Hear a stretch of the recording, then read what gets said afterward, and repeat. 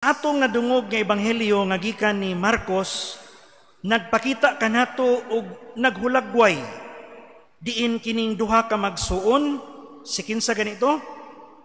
Si Santiago ug si Juan nga mga anak ni Zebedeo. Mihangyo kang Hesus na mulingkod sa iyang wala ug sa iyang tuo ug siya maghari na. Kini ilang hangyo usahay makapamalandong usab kita kay sa kinabuhi nato karon daghan kay tagihangyo sa Ginoo. Gani ang uban dili man lang mihangyo sa Ginoo kundi nato usab, labi na ni adtong usa to mga adlaw nga filing sa COC, no? Nga gusto mga lagad. So aron makapangalagad sila, mihangyo sila nga mulingkod ug muangkon og gahom aron makapangalagad.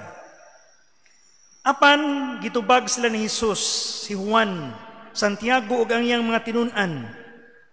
Gitudluan sila about the nature of true greatness and service. Sa atong nadungog nga ebanghelyo atong masaksihan ang managlahi tali sa tawhanong ambisyon ug Diosnong tawag. Kining gitawag nato human ambition and divine calling. Kita natay ambisyon sa kinabuhi bisag unsa para makaayo nato, makaayo sa mga tao nga naglibot nato, ug kanang mga nanaga ng ambisyon po na sila nga makapagad sila kanato. Sa simbahan sa doon natay lahi nga klase sa pangambisyon usab or tawag sa pagkabalaan, kining divine calling, nga sa atong kinabuhi gitawag kita nga mahimong balaan at tubangan sa Dios diha sa atong pagpangalagad sa tanan. Jesus asked them if they are prepared to drink from the cup, drink and be baptized with the baptism nga gibunyag ni Jesus. Og silang duha kay mga tinunan mingon, oo, makatuman mi ana. Ang pasabot ni Hesus aning mga igsuuna mao ang iyang tindi nga pagpasakit. Gipasabot sila ni Hesus nga kining akong pag-inom sa kupa mao ni ang nag-ung-ung nga pagpasakit ug akong pagpakamatay. Mao na mga igsuon nga sa ato di ang pagpangalagad usahay dili ta makasabot ni ani. Usahay minguntang ganahan ko mga lagad. Pero sa pagpangalagad na nato usahay, dunay mga intensyon nga tawhanon nga mosulod ka nato ug mao'y makapabulag ka nato sa atong Diosnong tawag o kanang divine calling. Mas nindot unta nga sa atong pagpangalagad, mga ambisyon ta nga mutabang alang sa kaayuhan sa tanan ug labaw gayod pagtubag nato sa atong Diosnong tawag. Ang ilang pagtando sa mga tinun-an, ang ilang kahinam sa pagtubag ug pagsunod sa Ginoo nagpakita sa ilang kakulang sa pagsabot. Kay para nila, kay nasikat naman to si Jesus Christ, daghan naman kay siyang mga followers ug nagtuo sila nga siya mahimo nilang hari ug maghawas kanila sa kaulipnan. Moto alang nila, Lord, ug maghari na ka. Naamis imong tuo, naamis imong wala. Kay wala sila kasabot nga ang paghari ni Hesus dili kalibutanon. O giingnan o gipasabot sila ni Hesus nga ang iyang gingharian ug mahimong labing dako, wala masukod diha sa posisyon, sa tuo o sa kilid, kundili diha sa pagsunod o pag-alagad sa uban. Muna mga igsuon, atong bantayan, atong tan-awon kini mga tao nga kung gusto sila mga lagad, atong tan-awon og tiunay ba ang ilang pag-alagad. Dili lang ba tungod sa ilang gustong huptan nga gahom, kundi unta pagtabang, paghawas o pag-atiman sa iyang mga katawhan. Mga igsuon ko diyan ni Kristo, gitagaan kita usa ka modelo, si Hesus, mingon siya, Dios siya, mikanaog siya, mipuyuban kanato tungod aron makig-uban nato ug nagpakamatay siya mitahan siyang kaugalingon alang kanato. Sa ato padihay kining pagpangalagad mga igsuon, nagdapit usab kanato nga ang pagpangalagad paghatag usab sa kaugalingon alang sa uban.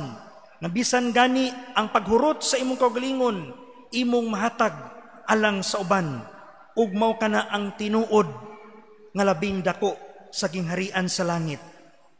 You must be a servant and slave of all.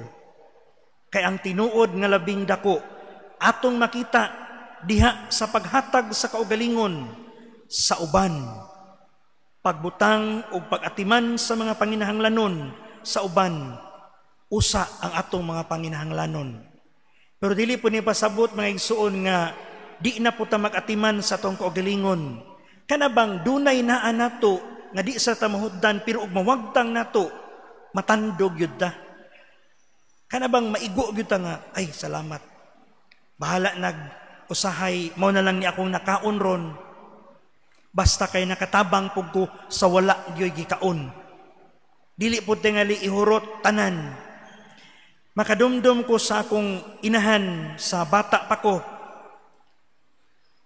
Kada nay moadtos among balay kay mangutang og bugas. Unya inig pangutang og bugas, maingon nga pautanga sa miday. Maingon sa mama, pagkuha dito kay tagay bugas. Muana ako mama nga ma, wa naman tay bugas. Gamay na lang ni. Sige lamang ihatag lamang na. Unya karon maingon na pud ko nga, na mangutang na pud ta ani.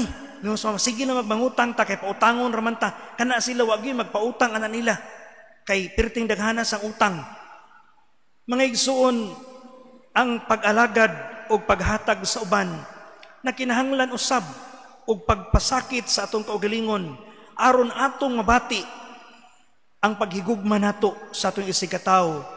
Kay muhatag bitaw ta kanang sobra-sobra, murag dili ra man kay ta mapiktuhan. Murag kwarta hala. Taglibo imong hatag. Pero lahi ra gyud ang muhatag nga kanang imong kwarta usa ka gatos na lang nya maingon ka tunga na lamang ta, 50 imo, 50 ako. Makaingon jud ka, sus, ang 50 makapalit naman to, pero sige lang, kay at least tunga mi. Ang pagpangalagad ay mga igsuon, wala makinahanglan og rekognasyon sa mga tao, nga maingon ka nga, angay man na nila, kay nangalagad man sila. Ang pag-alagad sa tiunay, wala kami nahanglan nga ato pang daygon tas mga tao nga nangalagad ta. O di ba kaha i-recognize o i-affirm ang atong pag-alagad.